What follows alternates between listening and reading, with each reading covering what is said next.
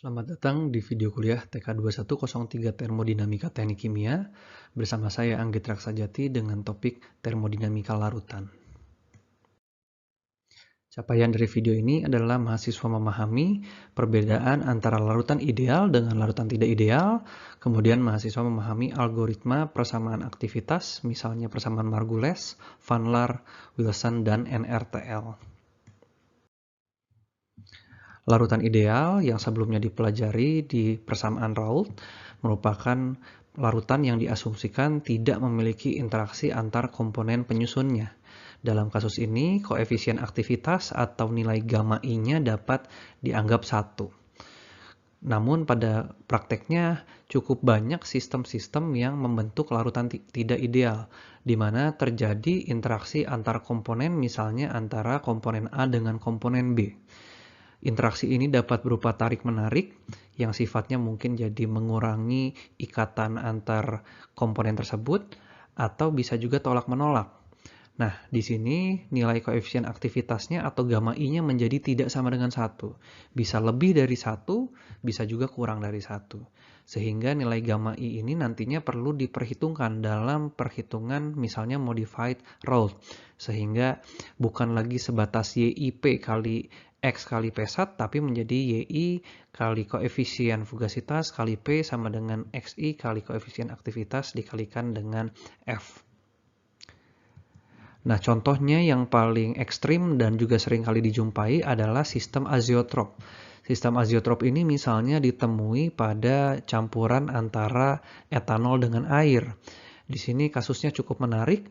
Mengapa? Karena katakanlah di sini komponen 1 murni akan menguap pada tekanan jenuh sekitar 30 kPa, sedangkan komponen 2 murni, dalam kasus ini satunya menjadi 0, akan menguap pada tekanan jenuh sekitar 17 kPa. Tetapi akan ada satu titik dalam kesetimbangan yang bernilai lebih tinggi daripada kedua tekanan jenuh komponen penyusunnya. Sehingga penyimpangan ini pasti terjadi akibat adanya interaksi antar komponen 1 dengan 2. Dan ada juga kasus lain di mana sifat dari azeotropnya itu terbentuk di dasar. Jadi murni-murni tapi malah menguap pada tekanan yang lebih rendah daripada keduanya.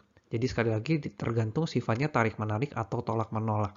Nah, dalam kasus ini sudah jelas sistemnya merupakan larutan yang tidak ideal, sehingga kita harus mengevaluasi nilai gammanya atau koefisien aktivitasnya. Nah, cara paling mudah dan paling akurat untuk memperoleh nilai gamma adalah dengan melakukan fitting dari data eksperimen. Misalnya ini diperoleh dari buku Smith-Van Ness versi 7, tabel 12.2 dan gambar 12.5. Misalnya kita miliki di sini suatu eksperimen pada berbagai nilai tekanan, sehingga ini kita bisa peroleh PXY diagramnya pada nilai temperatur yang konstan. Jadi di sini nilai P1 sat murni adalah 36,09 kPa, sedangkan P2 sat murninya adalah 12,3 kPa. Dan namanya data eksperimen, tentunya kita bisa ukur komposisi pada fasa uap, yaitu nilai Y-nya, dan komposisi pada data cairnya atau nilai X-nya. Sehingga nilai X2 pun nanti bisa dihitung misalnya dari 1 kurangi X1. Sedangkan Y2 bisa dihitung dari 1 dikurangi Y2. Nah, data eksperimen ini bisa kita olah sehingga kita bisa plot berapa nilai gammanya gitu ya. Sehingga pertama kita bisa hitung dulu berapa nilai ln gamma 1 dan ln gamma 2. Hal ini dapat dihitung dengan mudah dari persamaan modified Raoult, yaitu gamma itu adalah YIP per XI P1. Y dan X-nya tadi sudah diperoleh datanya dari data eksperimen. P-nya adalah P per dataset. Jadi dataset pertama 12,3, 15,51, 18,61, 21,63, dan seterusnya. Sedangkan nilai P1-nya bisa kita ketahui ketika komponennya murni. Sekali lagi di sini titik pertama X1-nya 0, Y1-nya 0, berarti kita tahu ini komponen 2 murni. P1-nya 12,3. Yang kedua adalah X1 Y1-nya 1, maka kita ketahui ini adalah komponen 1 murni sehingga P1 satnya 36,09. Dari sini kita bisa plot data-data ln gamma 1 dan ln gamma 2 pada berbagai dataset tersebut. Nah, Setelah nilai gamma 1 dan gamma 2 bisa kita ketahui, maka berikutnya kita bisa plot menjadi nilai GE per RT-nya. Nah, GE per RT ini adalah excess Gibbs gitu ya, sehingga kita bisa plot excess Gibbs secara umum merupakan perkalian dari X1 kali dengan len gamma 1 yang tadi sudah diperoleh ditambah dengan X2 kali len gamma 2. Ini merupakan bentuk umum dalam perhitungan gamma sebagai fungsi dari GE per RT. Nanti ada berbagai persamaan aktivitas di mana nilai gammanya dinyatakan dalam berbagai fungsi atau parameter lainnya. Tapi minimal dari sini kita bisa plotkan sebagai GE per RT, dan kemudian kalau sudah dapat GE per RT maka bisa jadi GE per X1 X2 RT. Mengapa? Karena X1 X2-nya sekali lagi bisa diperoleh dari data percobaannya. X1-nya sudah ada, X2-nya 1 kurangi X1.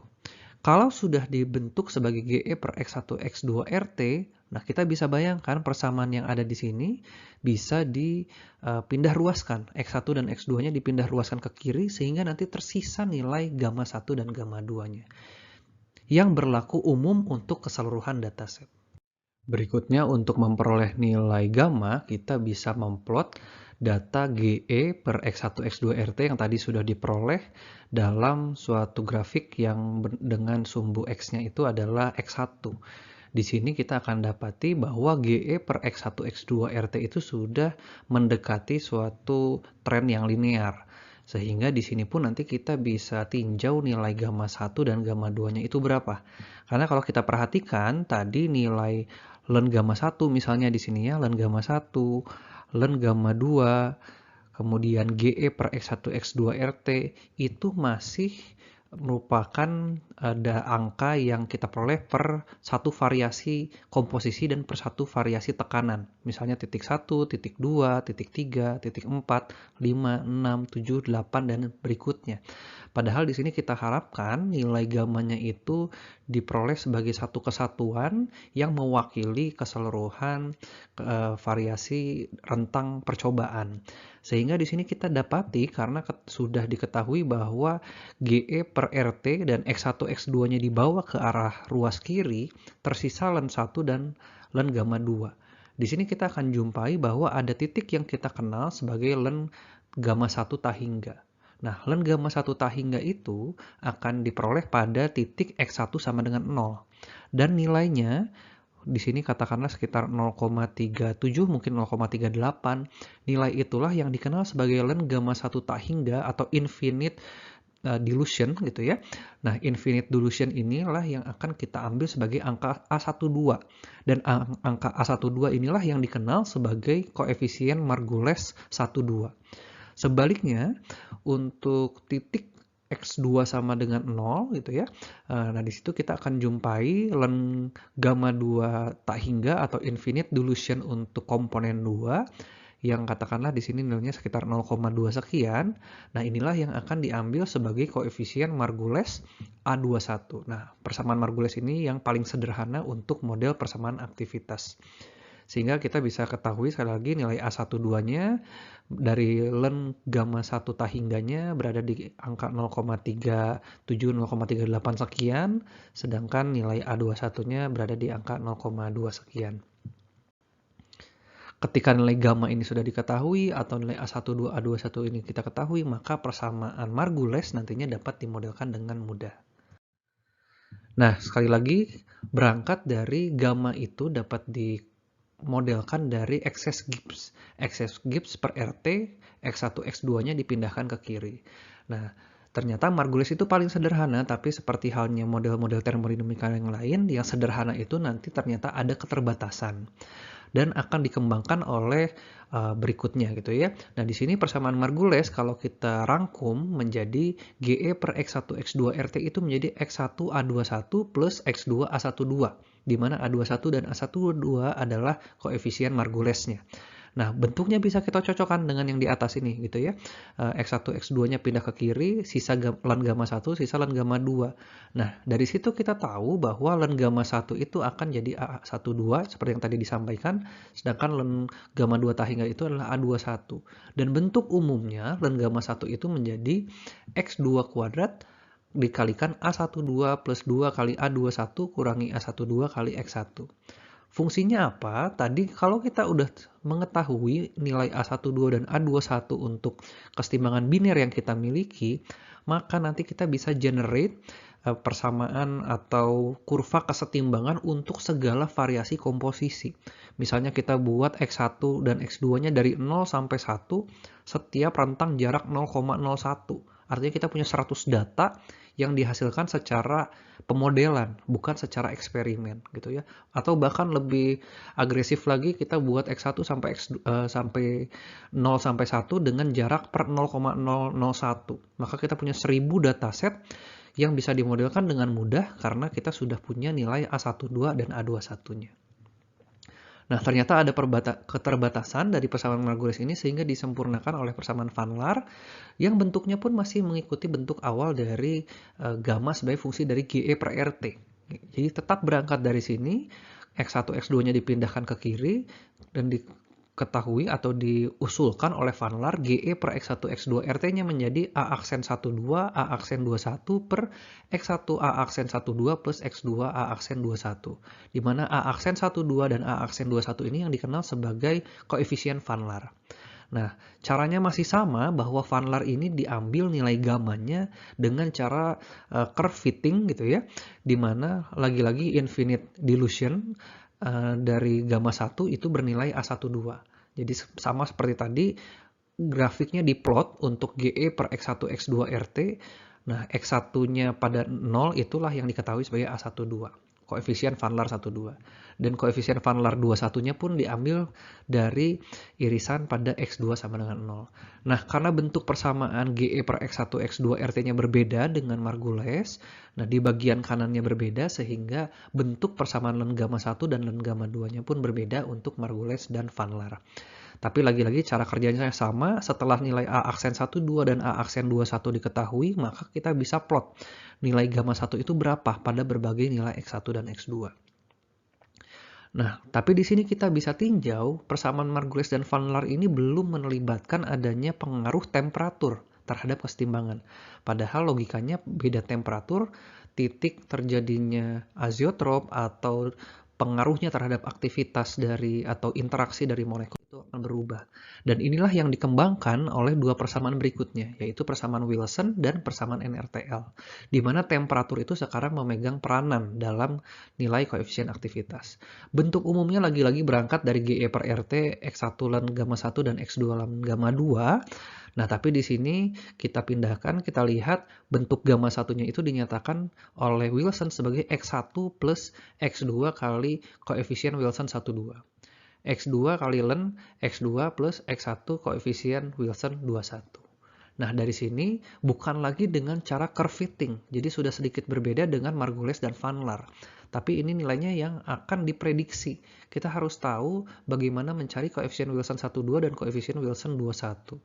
Nah, dari bentuk umum ini, bentuk gamanya lagi-lagi cocokkan, bandingkan persamaan yang pertama dengan persamaan yang kedua, maka persamaan gamma 1 dan gamma 2-nya kita bisa modelkan sesuai dengan persamaan 12.19 A dan B. Nah, ternyata untuk infinite dilution, untuk model Wilson ini dapat diturunkan len gamma 1 tahingganya itu menjadi min len koefisien Wilson 12 plus 1 kurangi koefisien Wilson 21. Sedangkan len gamma 2 tahingga atau infinite dilution yang kedua adalah min len koefisien Wilson 21 plus 1 kurangi koefisien Wilson 12. Di mana nilai koefisien Wilson-nya itu adalah fungsi dari Vj per Vi. Ini adalah molar volume ya, molar volume dari komponen J dan komponen I. Eksponen dari min Aij per RT. A ini adalah koefisien aktivitasnya, yang nilainya bisa kita regresi juga tentunya nanti kalau sudah memiliki data eksperimennya. Jadi yang diregresi itu bukan GE per RT-nya langsung, tapi yang diregresi itu harus nilai AIJ-nya untuk persamaan Wilson. Mengapa? Karena di sini kita bisa lihat temperatur itu sudah memegang peranan. Jadi pada berbagai titik, tekanan tentunya titik temperaturnya pun sudah berbeda, dan itu akan memegang pengaruh terhadap nilai koefisien Wilson. Nah, persamaan NRTL sudah semakin kompleks. Ini mungkin kita kenal sebagai non-random to liquids gitu ya. Nah, namanya non-random to liquids artinya kita sudah bekerja dengan dua liquid yang berlaku secara umum. Jadi NRTL ini bisa dikatakan persamaan aktivitas yang salah satu paling standar yang digunakan dalam banyak aplikasi saat ini. Persamaannya pun sudah semakin kompleks, di mana kita perlu ketahui beberapa koefisien NRTL atau binary interaction gitu ya. Misalnya di sini sebagai G12 dan G21-nya fungsi dari alfa dan tau 12, tau 21. Di mana tau 12 dan tau 21-nya itu adalah B12, B21 per RT. Nah, B12, B21 inilah yang dikenal sebagai binary interaction parameter yang lagi-lagi perlu diregresi dan kemudian bisa kita gunakan sebagai database. Nah, untuk merangkum, sekali lagi, ini semua digunakan untuk menghitung nilai gamma atau koefisien aktivitas yang umumnya perlu diregresi dari data eksperimen.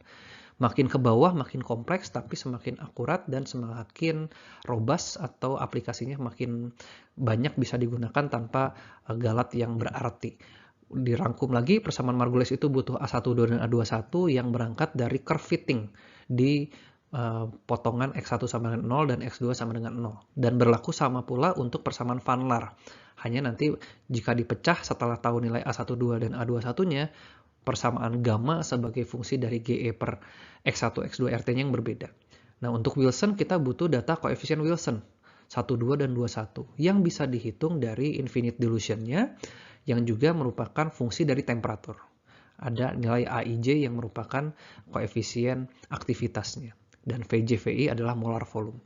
Untuk NRTL yang kita butuhkan adalah data alfa, B12 dan B21 atau binary interaction-nya. Dari nilai B12, B21 dan alfa ini, maka kita bisa menghitung tau 12 dan tau 21 sehingga kemudian kita bisa menghitung berapa nilai gammanya. Oke, sekian materi terkait koefisien aktivitas ini. Kita lanjutkan contoh soalnya atau contoh meregresi nilai koefisien aktivitas ini menggunakan Excel di video berikutnya. Terima kasih.